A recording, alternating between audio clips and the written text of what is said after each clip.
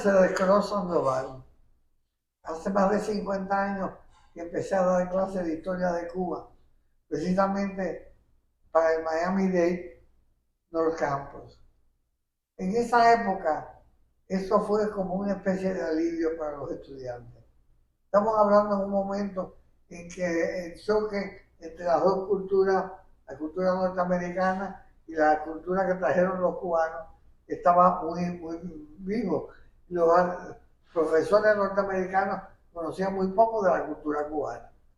Así que en cuanto me contrataron a mí, me contrataron para dar clases de historia en general. Sin embargo, como yo era cubana, muchos estudiantes venían a mi oficina a preguntarme cosas sobre Cuba, etc. Y de ahí surgió la idea de una federación de estudiantes cubanos que fundamos en esa época, con el ánimo de conservar parte de nuestra cultura cuando regresamos a Cuba. Bueno, no todas las cosas salieron bien, pero esta sí salió bastante bien. Celebramos por primera vez la Semana Cubana, precisamente para celebrar el 20 de mayo, y después se empezó a elucubrar sobre una clase de historia de Cuba.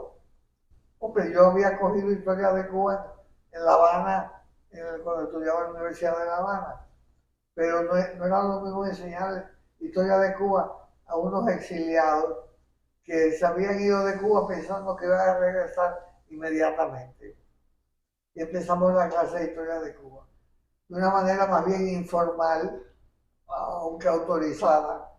O sea, no se rellena parte y quitan otra, no. La historia de Cuba, sobre todo también del carácter de los cubanos. Y esa clase fue un éxito. Después yo empecé, hace como 15 años, un programa que le puse el nombre de Dos Orillas, que fue cuando se estaba celebrando el aniversario de la República. Y Dos Orillas es un nombre que a mí me llama la atención y me gusta, porque resulta que la cultura cubana está en estos momentos a las dos orillas en el Golfo de México. Indudablemente, el impacto de Miami en la cultura cubana es innegable. Por otro lado, hacia el sur está la isla. Y viene continuamente gente de Cuba, lo que hace es nutrir más las raíces de Cuba o parte de las raíces de Cuba, porque en muchas formas el gobierno de Castro le ha destruido a los cubanos mucha de su identidad. El curso está dirigido en realidad a mantener la identidad nacional cubana. Eso no lo pone en competencia con nadie. El que querer mucho a Cuba no me ha quitado a mí la necesidad de estar agradecida a este país que me ha dado apoyo, que me ha respaldado y me ha dado sobre todo libertad. De manera que se puede entender lo que se le llama el biculturalismo. Muy bien, yo soy completamente bicultural, aunque de vez en cuando digo malas palabras, las digo siempre en castellano. Estoy bromeando, pero la cosa es así. Bueno, pues ahora vamos a empezar una especie de curso de historia de Cuba.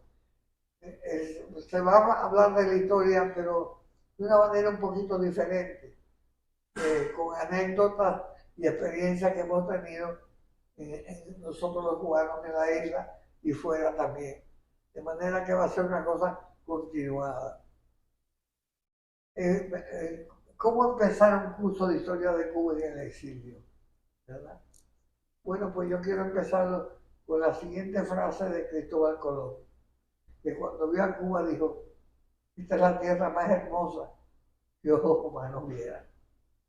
Y eso no solamente se lo creyó Cristóbal Colón, sino que los cubanos lo tenemos adentro. No nos olvidamos de Cuba. La Cuba para nosotros es una cosa bella, mística. Tengo una relación personal con ella. Me duele que a ella le duela. Y una de las razones por las que estoy en los medios de vuelta en cuestiones del exilio es por el amor que le tengo a Cuba, la necesidad que tengo de apoyarla en su búsqueda de la libertad. Y una de las formas mejores de hacerlo es dar los cursos de historia de Cuba. ¿Por qué? Porque la historia de Cuba, con la pequeña población que tiene comparado con otros países, es quizás uno de los países de Sudamérica o de las Américas que más ha contribuido al acervo universal cultural. Hombre, Cuba da una poetisa como en La Avellaneda, que sale de Camagüey con unas poesías maravillosas. Cuba, señores, Julián del Casal fue uno de los creadores o de los practicantes de la poesía modernista, que tuvo también bastante impacto en José Martí. Menéndez y Pelayo, el gran miembro de la Academia Española, decía precisamente eso, que Cuba, con una población exigua y un tamaño exiguo, había contribuido a la cultura universal, tanto como otros países muchísimo más grandes. En el género musical, por favor, en el género musical, óyeme, la música cubana se ha impuesto prácticamente como de gusto universal. Eso lo vemos, bueno, pues Cuba contribuyó con el mambo, tremendo, con la conga, con la rumba, con el bolero, y seguimos por ahí, no acabamos más nunca. Y esa contribución es lo que me ha hecho a mí más que nada, ¿verdad? Aceptar con lo quinceañera que yo soy, la oportunidad, ¿verdad? De dar esta clase. Con un par de personas que según me sigo, yo estoy media loca con el asunto de Cuba, pero esta gente está más loca que yo, de manera que estoy bromeando, ¿eh? Pero eso ha tenido bastante que ver, porque yo soy la última generación que vio a Cuba libre. Cuando yo me acuerdo de Cuba, me acuerdo sobre todo, por supuesto, de la parte que más me tocó a mí, que fue Oriente. Yo nací en Santiago de Cuba, pero me crié en el pueblo de Baracoa, que es uno de los lugares más lindos del mundo. Y después nos mudamos para Guantánamo. Mis padres se mudaron para Guantánamo, donde la gente más cariñosa del mundo, los esos guantanameros. Cariñosos, buena gente. Bueno, y cuando nos mudamos para Guantánamo, mi mamá, que era de Baracoa, estaba bastante molesta porque ella no quería irse de Baracoa. Y siempre estaba la mamá, que Juan no se quedó, mi papá. Hasta que un día mi papá le contestó, pero era por Dios, ¿cómo no te va a gustar Guantánamo? Guantánamo, las mujeres toman whisky. Estoy hablando de una conversación de mi padre desde hace 50 años, ¿no? Y mi mamá, que no era capaz de tomar, vaya, prácticamente ni Coca-Cola. Se quedó, pero fue afortunado. Dice, sí, papá era un hombre de ideas feministas muy avanzadas. Y en parte lo que ustedes van a ver aquí es una hija criada por dos personas sumamente cultas las dos, pero sumamente patriotas. Mis padres eran de padres. Mis padres, y sobre todo la mamá de mi papá, que yo me llamo Mercedes por ella, era una mambisa, pero... Y otra cosa que casi ya no se usa ese término, libre pensadora. Los mambises eran generalmente libre pensadores. Otra de las razones también por las que estoy envuelta en todo esto es porque aquí les he presentado a los otros dos patrocinadores de este programa, y uno de ellos es Glenda. Mira que Glenda. A mí, cuando dicen Glenda, me llamó la atención porque Baracoa, que era un puerto bananero de donde traían los guineos para después mandarlos para los Estados Unidos, ¿verdad? Había una goleta, y esa palabra casi ni se usa, y se llamaba Glenda. Digo, esta gente tiene que ser de Baracoa. Efectivamente, el padre o el abuelo de ella eran baracuesos. Y lo más importante, que tenían cierta, ¿cómo pudiéramos decir? Raíces francesas. No se le ha dado la importancia de la influencia francesa en Oriente sobre todo, pero en Cuba en general. Así que eso me hace que cuando conocí aquí a nuestra amiga Glenda, muy interesante, señores, el abuelo de ella era practicante del kardecianismo, sí, que en Oriente era sumamente importante. Aquí se ha perdido importancia y les gustaba decirse que a ellos mismos que eran librepensadores. Sí, así mismo. No le molestaba que tú fueras protestante o que tú fueras judía, nada de eso. El misticismo, de eso hablaremos en un programa especialmente dirigido a eso. Bueno, y el otro es, pues, Bobby Ramírez, que ya me regañó porque le dije Roberto, y resulta que nadie lo conoce por Roberto. De manera que ya sabemos, digo, Bobby Ramírez, que es un musicólogo, que es además experto en tocar la flauta. Y ya tocaremos flauta aquí, ustedes verán. En ese, señores, lo que queremos traerle al público es un poco de sabor de lo que es la sabrosura, lo que es la cultura cubana. Yo vengo de un país que le dio la alegría al mundo. La contribución de Cuba a la cultura universal, más que nada, es la música.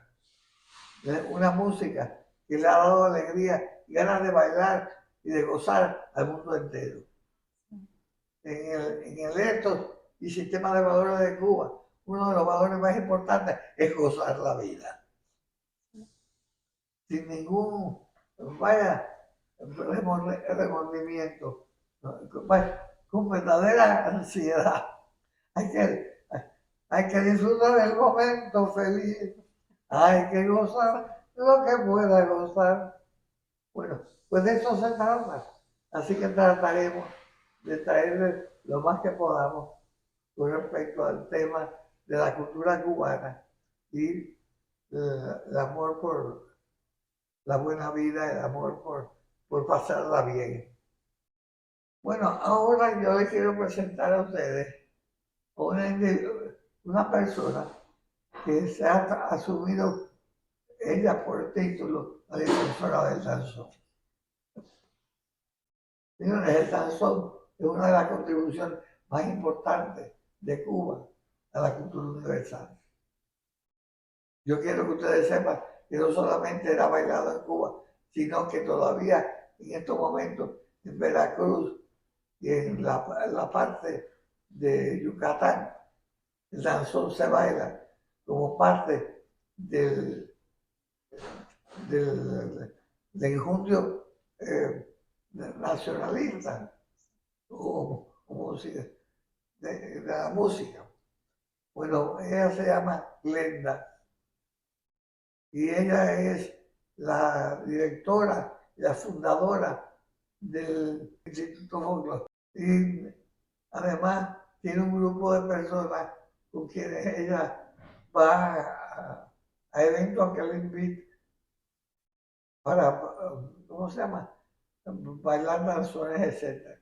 Y el otro es Bobby Ramírez, que como le dije, es un flautista muy bueno, ¿verdad? Y que colabora con ella sin estar compitiendo,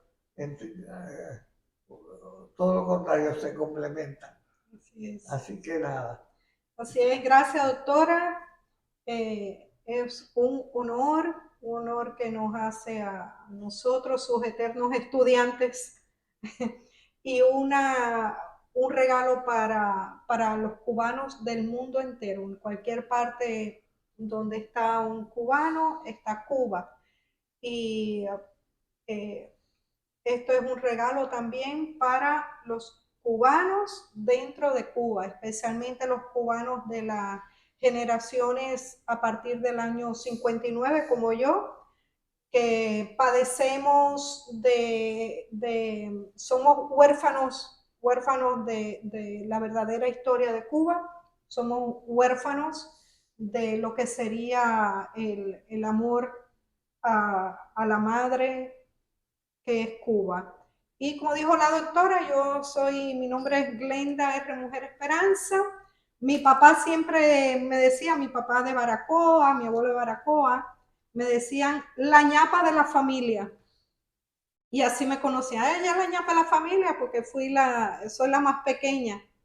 Pero la ñapa de la familia acaba de publicar este libro muy instructivo que nos da un mayor conocimiento de la música cubana y de sobre todo el danzón. Sí, bueno, el Instituto Folclórico Cubano-Americano, que es fundado por el maestro Bobby Ramírez, quien es un virtuoso músico con grandes talentos, nacido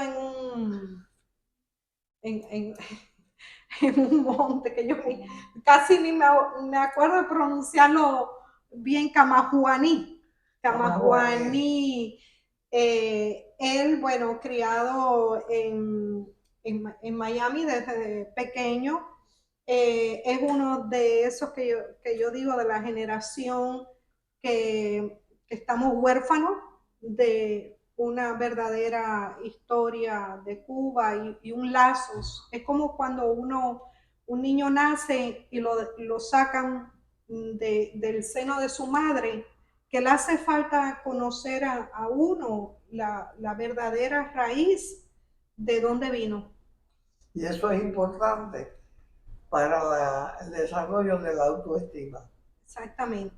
Ese es uno de las epidemias, de las debilidades que tenemos las generaciones nacidas ya después del 59, que fue el año que marca un antes y después de la libertad de Cuba, el año 59, donde la historia de Cuba tiene la mayor ruptura y que ya hasta hoy, 2024, ya lleva 65 años. Eso es difícil de asimilar, por eso es una de las dictaduras, o la dictadura de más años en la historia de la humanidad, no solo de la humanidad. Pero bueno, como parte de mi nombre también es Mujer Esperanza, estamos aquí, guajiros, con historia, con mucha esperanza y con la doctora quien nos infunde esa esperanza y nos ayuda con esa inyección de autoestima, porque si usted ha visto la última generación de lo que era la Cuba libre, yo tengo esperanza que usted va a ver el regreso de la Cuba libre y usted está así. Claro que sí. Usted es una quinceañera con ese 16 años y medio. Al igualmente que el virtuoso maestro Bobby Ramírez con la flauta cubana, así también como un talentoso en otros ritmos de Cuba. Y yo creo que así como los mambises tenían machete, mi bisabuela era mambisa, mi bisabuelo era mambís. Ellos se conocieron en una finca cafetalera, y llegó la tropa mambisa esa noche ahí a acampar, y mi bisabuela vio a mi bisabuelo, 14 años, tenía ella. Y le mandaron a hacer café, café en ollas, el café ese que se hacía sin caldero, en olla. Bueno, ella hizo el café y desde que vio a mi bisabuelo, eso fue amor a primera vista. Al otro día, en la madrugada, cuando se fue la tropa, ella se fue con él. Y los dos combatieron en la Manigua. Y entre combate y combate tuvieron 14 hijos. Así que esa mi bisabuela, Mamá María, que le decíamos así, y que estuvo, doctora, vivió hasta los 114 años. Bueno. Con su mente muy clara, siempre vestida de blanco. Ese era el color que ella, no sé, cuando ya mi bisabuelo murió, que estuvo un tiempo guardando el luto, pero de ahí volvió al blanco. Entonces, ¿por qué usted no va a decir que no lo va a ver? Aparte de eso, que ya quedan 5 años nada más. Cuando cumpla los 70 años, ya ahí eso va abajo completo. Ese es el número no dicho por mí, sino dicho por mis mayores allá en Cuba desde niña, que siempre dijeron, no, eso es 70 años. Y ahí fue cuando mi papá materializó eso, fue cuando entonces ya decidió que era hora de bajar las armas en Cuba para venir al exilio. Pero como le decía, el arma de este tiempo es la cultura, es el filo del machete de los nuevos mambises, porque actualmente vivimos una guerra cultural que está en todas partes del mundo con esto del globalismo. Es una guerra cultural. Entonces, estas clases aquí con nuestra querida doctora, que es la que nos ha hecho despertar, pensar, subir la autoestima y inspirarnos para este manual. Es un manual que se llama La genealogía del danzón clásico del salón cubano, que pertenece al Instituto Folclórico, y que el maestro Bobby Ramírez, quien es el editor, es el arma, es el machete para esta guerra cultural que va a llevar a Cuba y a todas estas generaciones el arma para subir la autoestima, para amar a Cuba, para amar lo que somos los cubanos, y para que Cuba vuelva a ser la isla, no una isla de personas que quieren vivir fuera de Cuba, sino lo que siempre fue. Personas que nacidas ahí nunca ni se les ocurría salir de Cuba. Así es. Que los invitamos a que sea parte de esta serie de la doctora Mercedes Cruz Sandoval, junto con el Instituto Folclórico Cubano-Americano, Las Dos Orillas. Claro. Gracias, doctora.